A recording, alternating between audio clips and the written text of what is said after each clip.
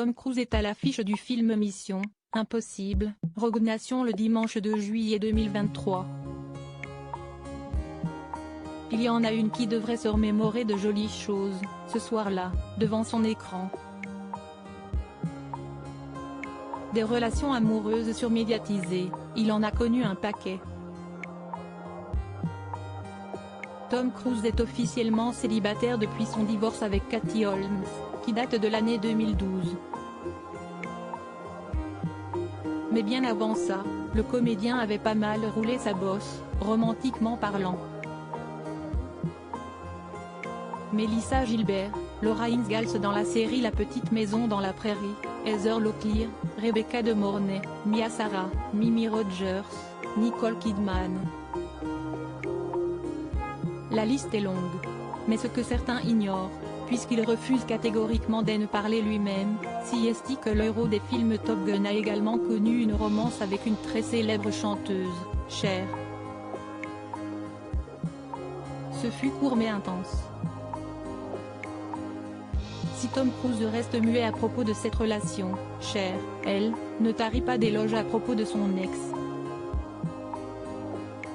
L'histoire remonterait aux alentours des années 1985 et 1986, quand il avait 24 ans et qu'elle en avait 40. La chanteuse conserve un souvenir chaleureux de cette époque. Un souvenir très olé olé, aussi. Folle de lui, elle admettait sans phare, ça a été assez chaud et torride pendant une petite minute. C'est un garçon formidable. La personne que j'ai connue était un homme formidable et adorable. Elle classait d'ailleurs Tom Cruise dans le top 5 de ses amants, rien que ça. Depuis une petite dizaine d'années, en revanche, la débandade côté cœur pour Tom Cruise, qui semble être désespérément seul.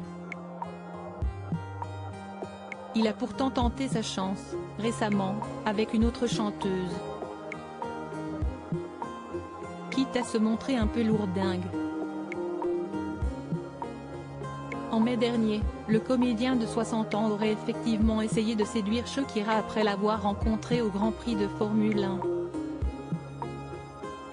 Malheureusement, cette dernière n'était pas intéressée, selon le Daily Mirror, qui explique même qu'elle aurait carrément supplié d'arrêter de flirter avec elle.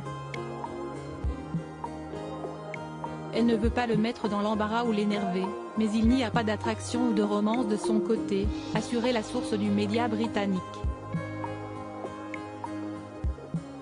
Une prochaine fois, peut-être.